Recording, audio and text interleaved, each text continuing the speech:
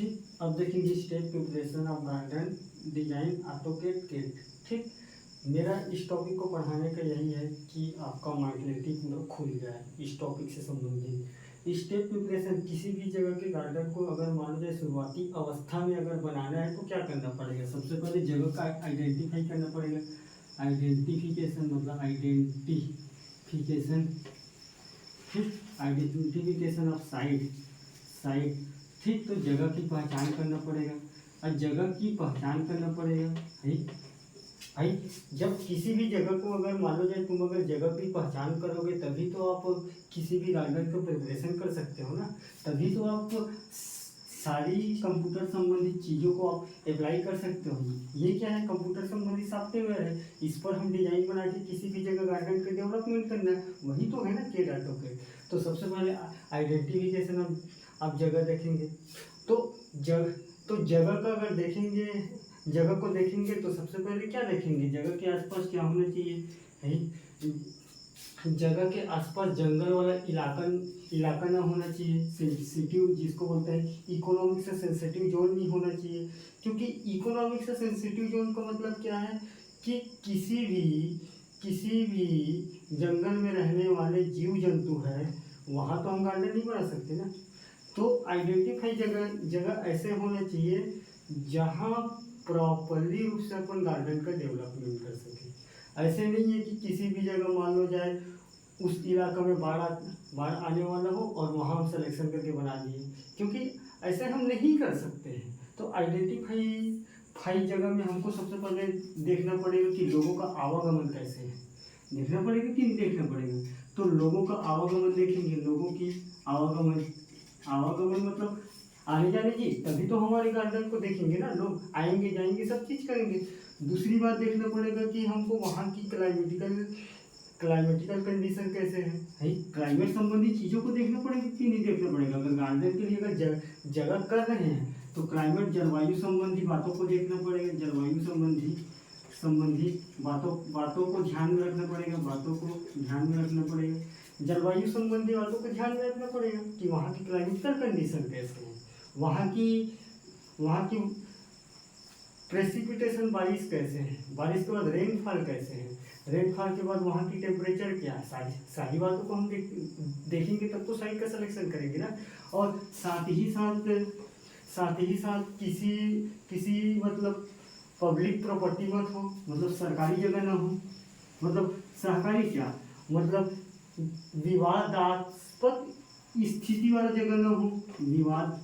विवादास्पद मतलब विवाद वाला जगह ना हो ना। अगर हम मान लो जाए किसी भी जगह गार्डन का डेवलपमेंट कर रहे हैं और उस भूमि संबंधी उस जगह संबंधी अगर कहीं विवाद चल रहे हैं तो अगर विवाद में कोई अगर दूसरा पार्टी अगर जीत गया तो भाई हमको दिक्कत होगा नहीं।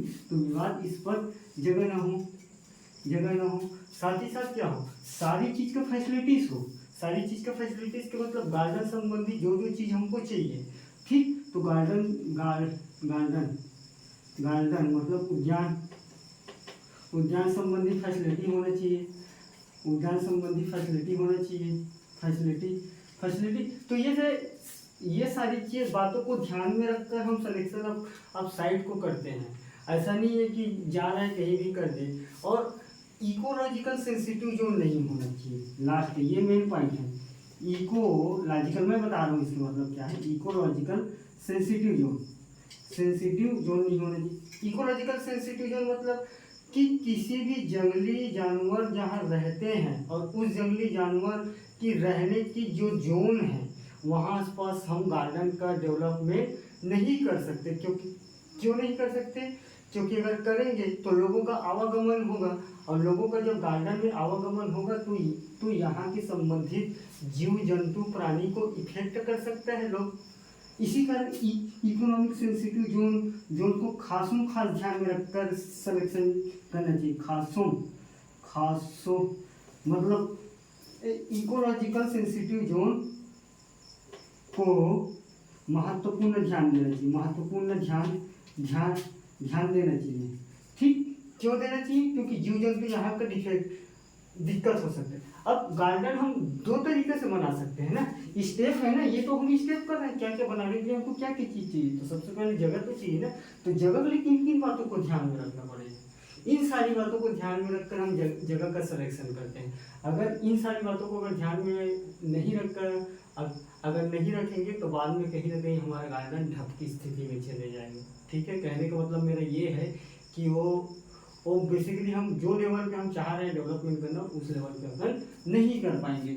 ठीक, दूसरा पॉइंट क्या है, दूसरा पॉइंट में अब अपने को देखना पड़ेगा कि हम गार्डन कौन सा का निर्माण कर रहे हैं, गार्डन किस टाइप से निर्माण करें। अगर प्राइवेट रूप से कर रहे हैं, मतलब प्राइवेट के मतलब निजी गार्डन, निजी उद्यान बना रहे हैं कि मतलब क्या बना रहे हैं, अगर मान लीजिए निजी उद्यान बना रहे हैं तो खुद को सौंदर्य का एहसास होना चाहिए है। तो क्या है यहाँ, अगर निजी बना रहे हैं तो सबसे बेस्ट पॉइंट क्या है, खुद को सौंदर्यीकरण का भाव उत्पन्न होना चाहिए। भाव मतलब मन से लगना चाहिए ना कि गार्डन मेरा है, देख के लगना चाहिए कि गार्डन का डेवलपमेंटल स्थिति चरम सीमा में है, अच्छा है, बहुत अच्छा है, बैठने पे मन का आनंद का अनुभूति होता है।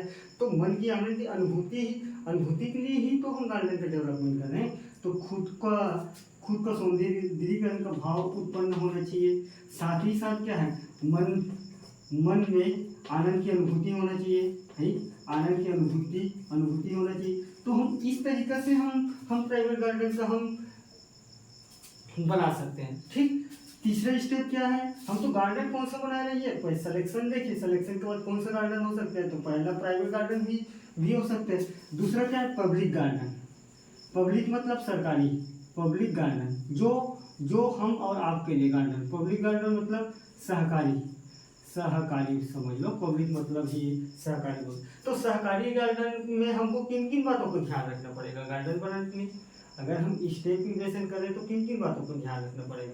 सबसे पहले ध्यान रखना पड़ेगा कि लोगों के मन को आकर्षित करने वाला भाव पैदा होना चाहिए। जिस स्टाइल में हम गार्डन पैदा कर रहे हैं, तो क्या मैं लिख सकता हूँ, लोगों की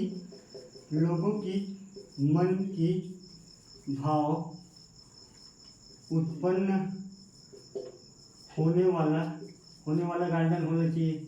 गार्डन मतलब उद्यान होना चाहिए है। अगर भाई तुम पब्लिक सेक्टर सरकारी गार्डन बना रहे हो, सरकारी जहाँ आने जाने का फ्री है, छूट है, अब लोगों को यार तुम ऐसे बना दियो कि लोगों को अगर जाने के ही मन नहीं करेगा तो फिर मतलब ही क्या है गार्डन खर्चे करके। तो कम से कम लोगों को मन की आनंद की अनुभूति होना चाहिए, देख के अट्रैक्शन पॉइंट होना चाहिए, सौंदर्यीकरण होना चाहिए। सबसे बड़ी खास बात क्या है, किसी भी सरकारी गार्डन में जाने से पहले यार ये सरकारी है, गंदा होता है, मन में तो यही भाव आता है ना।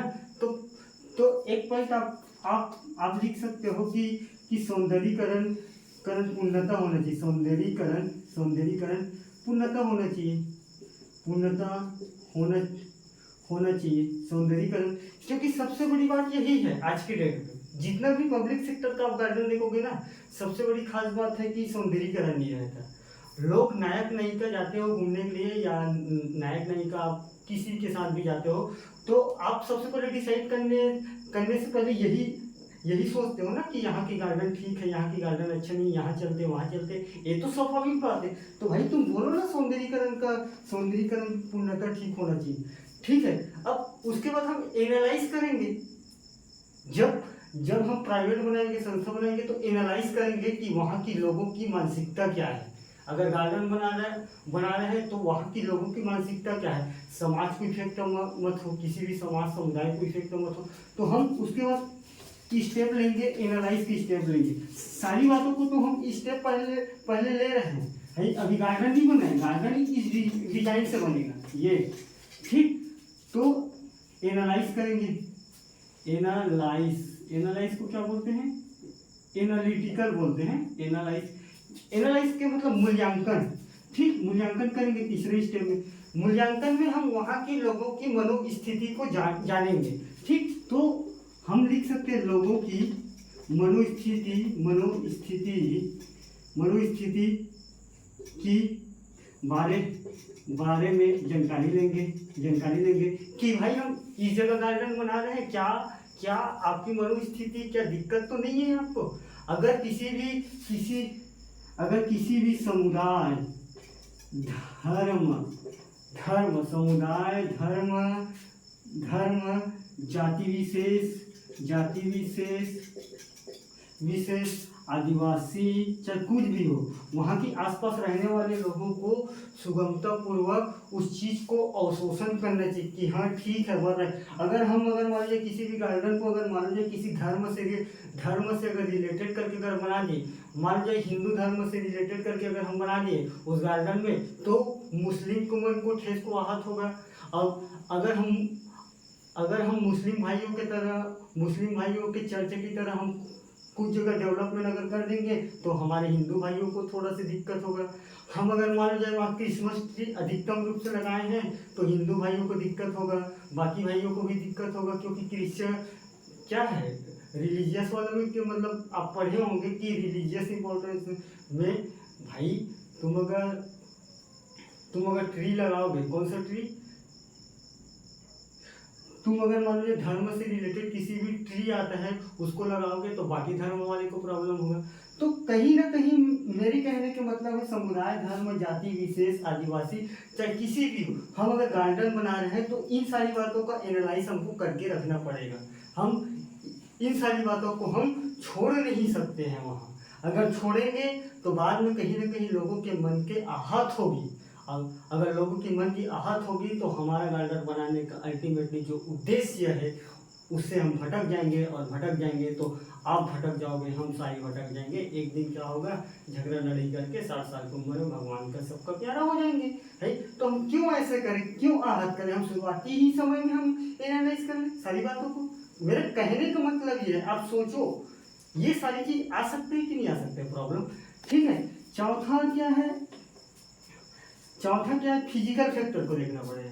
फिजिकल फैक्टर में हाँ अलग से लिख लेता हूँ। फिजिकल फैक्टर मतलब भौतिकी कारण को देखना पड़ेगा। भौतिकी कारण का किसी भी जगह अगर गार्डन बनाने के लिए कोई अगर स्टेप ले रहे हैं तो हमको भौतिकी कारण में क्या है, वाटर का resources plus climate plus rainfall plus किसी भी जगह का हाइड्रोलॉजिकल कंडीशन। हाइड्रोलॉजिकल मतलब जल वल वाला अगर चीज़ आसपास नहीं होना चाहिए। अगर कोई पानी गिरा, कहीं समुद्र, कहीं डैम, कहीं बड़ा है, उसमें अगर तूफान आया तो सारी चीज़ हमारे गार्डन में भर जाएंगे। है तो हमको वाटर की रिसोर्सेज के साथ साथ सोइल की टाइप भी देख लेंगे। सोइल की टाइप मतलब क्या है कि अगर किसी भी भूमि वहाँ अगर देखेंगे तो भाई अगर भूमि अगर हमारा फर्टिलिटी नहीं है तो हमारे लॉन कैसे डेवलपमेंट होगा, नहीं हो पाएगा। लॉन मतलब तो याद हो ना, घास वाला पोर्शन, ठीक, तो वो हमारा डेवलपमेंट नहीं होगा। तो सारी बातों को हमको ध्यान में रखना पड़ेगा फिजिकल फैक्टर में। अगर इन सारी बातों में अगर मान लीजिए तीन चार चीज़ अगर इफेक्ट कर रहे हैं तो हमको वहाँ गार्डन नहीं बनाना चाहिए। अगर कहीं जगह अगर कोई भूकंप आ रहा है तो हमको नहीं बनाना चाहिए हाइड्रोलॉजिकल में। कहीं जगह अगर बाढ़ आ रहा है तो नहीं बनाना चाहिए। कहीं जगह अगर मान लो जाए कंटिन्यूअस अगर साल का 12 महीने में अगर 8.5 महीने अगर रेनफॉल होता है, चेरापूंजी जैसे इलाकों में हाई रेनफॉल होता है तो वहाँ हमको नहीं बनाना चाहिए।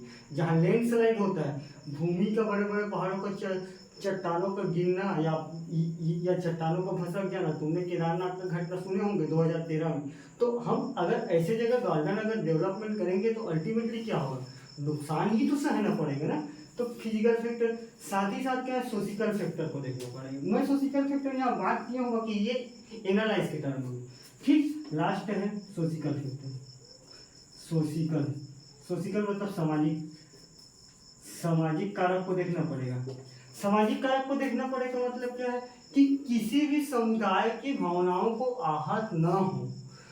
हर समुदाय, हर धर्म, हर जाति का जो गार्डन हम बना रहे हैं उसमें सभी जाति, धर्म, समुदाय को आहत न हो। भले मन की अनुभूति हो कि हम सब भाई एक मिलकर बनाए हैं और सभी भाई भाई का सारी चीज़ें बातों को उसमें सम्मिलित हो, किसी पर्टिकुलर समुदाय से रिलेटेड, किसी पर्टिकुलर धर्म से रिलेटेड ऐसा गार्डन हम डेवलपमेंट नहीं कर सकते हैं। और सबके धर्म के सर्वधर्म समभाव की गति पर हम किसी भी गार्डन को हम बनाएंगे तो कहीं ना कहीं हमारा गार्डन का जो उद्देश्य है, हमारा पर्पस है, हमारा जो सिद्धांत है, उसको हम हासिल करने में ज़्यादा दूर नहीं रहेंगे। Ultimately step of preparation. और साथ ही साथ एक फैक्टर आप देख सकते हो कि सबसे बड़ी कारण कि यहाँ है क्या है, इंडस्ट्रियल क्षेत्र नहीं होना चाहिए, औद्योगिक क्षेत्र नहीं होना चाहिए। इस बातों को भी ध्यान रखना पड़ेगा, क्योंकि औद्योगिक क्षेत्र होगा तो कंटिन्यू धूल धक्कड़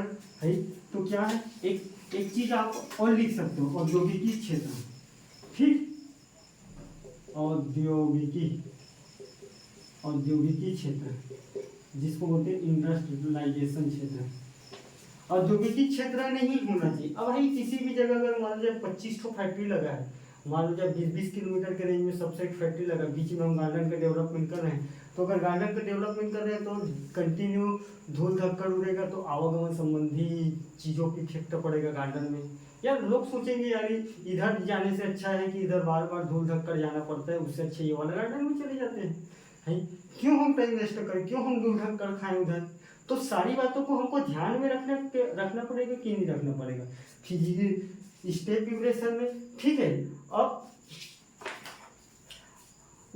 उसके बाद हमको ठीक, तो इतने स्टेप प्रिपरेशन गार्डन डिजाइन से पहले हमको ध्यान में रखना पड़ेगा, यही स्टेप को फॉलो करना पड़ेगा गार्डन बनाने से पहले, ठीक। अब आ जाएंगे गार्डन डिजाइन। गार्डन डिजाइन में हम आ जाएंगे ये बातों पे, ठीक।